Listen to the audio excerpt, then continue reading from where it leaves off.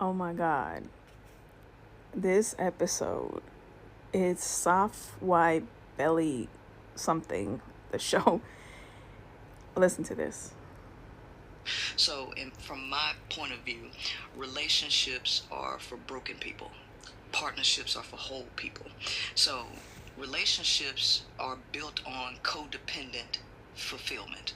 So, I'm missing something critical in my life. I need attention, I need validation, I need somebody to help me pay my rent, and you need companionship, or you need somebody to stroke your ego, whatever it is that you're missing, and then we come together and try to fill those voids. The problem with that is life, well, existence itself is full of pain and suffering. And we don't like the reality of our existence. So, what we try to do is control the other person so that they can make us feel comfortable. I'm missing something, you have what I need, and I need to control you so that you can continue to fulfill what I need and make me feel comfortable. When you come to partnerships, these people already have everything. They have built themselves up and fulfilled all of their basic needs. So they don't need you for that. When you get to a partnership, you're now taking your natural gifts, talents, or whatever it is, and you're bringing it to the table to fuel a higher purpose. Most people are not in the position to establish partnerships. They can only establish relationships, and these relationships end up being draining. So let me give you an example.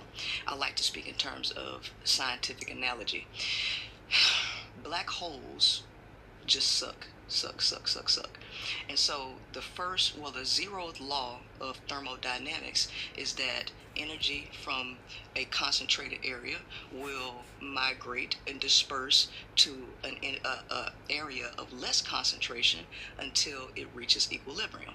Well, let's take a person who's whole getting with someone who's codependent. The codependent person is a black hole, and the other person is full of energy. They don't need anything. Well, what happens when you get them together? In terms of the zeroth law of thermodynamics, the energy from the person who's whole is going to disperse and transfer to the person that's a black hole. Well, here's the problem. A black hole is a bottomless pit. That means that energy keeps pulling, it never evens out. So it's never enough for that person. So that person is going to continue to suck the life out of a person until that person is drained. And when that person is drained, that person who was sucking the life is going to leave and find somebody else. And so this is the dynamic that you have in a lot of relationships that doesn't really exist in a partnership. So this is a question I'll ask all the relationship coaches and psychologists that I've had sit in that stool. Are all romantic relationships transactional? Yes. They all are? The majority of them are. So when it comes, so males and females, A partnership would be transactional? partnership is more so, I have value, okay? And it's not so much it's a transaction because these people have something outside of themselves that they're fueling. So the purpose needs them more than they need each other, right? So they are coming together because they have something to add to their connection. When people are building relationships based on sex, which is very biological, it becomes more of an aspect of control and hierarchy.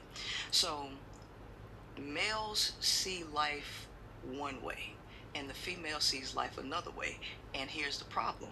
Both of them are designed to harm each other because neither one of them are complete within themselves. So in this dynamic, it becomes very transactional in that dynamic. Okay, for the woman, she wants a savior. Okay, that puts her in a land of delusion because in reality, the man can't be your savior, but he needs to pretend that he can be your savior. Well, the truth will set you free. People in these codependent setups can't function in truth. They need delusion, they need lies. So, because of that, it is heavily transactional. However, the higher you go when you add value to yourself, I believe I have a concept called the 6 pillars of empowerment and the 3 stages of development. There are 3 stages of development It's dependency, independence, and then interdependence. There is never a place in human history where there is not a form of dependence, but there are three different forms of dependence. You are born a dependent. When you come out of the womb, you need to depend on somebody to feed you. You have to communicate through crying. You have to manipulate to get your needs met. Okay, well, the problem with this is that most people never grow out of this stage. Okay, they are conditioned to continue this behavior with their romantic relationships. Okay, so there are 6 areas that a person must be independent in. So at the independent stage is when you become a whole person, where you have become independent in these 6 areas. Well, what are these 6 areas? It's mental independence, where you're able to think for yourself. Because when you are a child, you cannot think for yourself. You depend on somebody else to process information for you. Well, most humans, especially in America, have not been taught how to think. We've been allowed to passively believe, passively pass thoughts, because there's a difference between thoughts and thinking. So we haven't learned how to think for ourselves. Be emotionally independent. Well, because of our nature coming up through childhood, we have been conditioned to be emotionally unstable in order to get our needs met. So we don't know how to communicate, manage, or channel our emotions. That's another issue. So then you have to be spiritually independent. Here's the problem with spirituality. There's a difference between spirituality and religion. Religion teaches you to fear something outside of yourself. It gives you a code of morals to follow.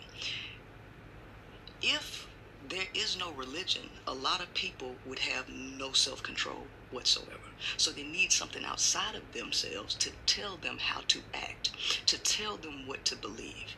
When you are spiritual, you have to have an internal code of ethics and morals to guide self, and it's about self-transformation and self-discipline. Most people are not there either. And then you have to be financially independent. There are so many people who are not financially independent. They get in relationships because they need somebody to help them pay the bills. They stay at home with their parents because they need somebody to help provide shelter. So if you are unable to provide for yourself financially, you cannot be considered an independent. You are a dependent. Then you have to be physically independent. You have to be able to take care of yourself, be able to move about freely. It's not just about housing, it's also about health. There are so many people that are also not physically independent. They can't freely move around. And then you have to be sexually independent. A lot of what we deal with Live their lives for sexual fulfillment.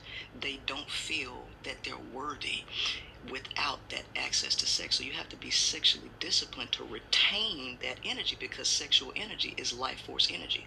When you drain that energy, you deplete yourself and prevent yourself from rising to a new level of adulthood. So these are the 6 areas in which people need to become independent in order to grow up. So there's an old saying that when I became a man, I put down childish things. When I was a child, I spake as a child. But now that I'm adult, I put that away. Well, that's profound, but they never tell you what the childish things are. The childish things are the inability to accept truth without fantasy and dependency. You have to be independent. So the state of independence is where you become an adult. From there, when you become an adult and you find your true self, you also find your true value. Your value add to society. When you get to interdependence, this is when independent people connect and add their gifts, their true value, to something outside of themselves to serve the people. That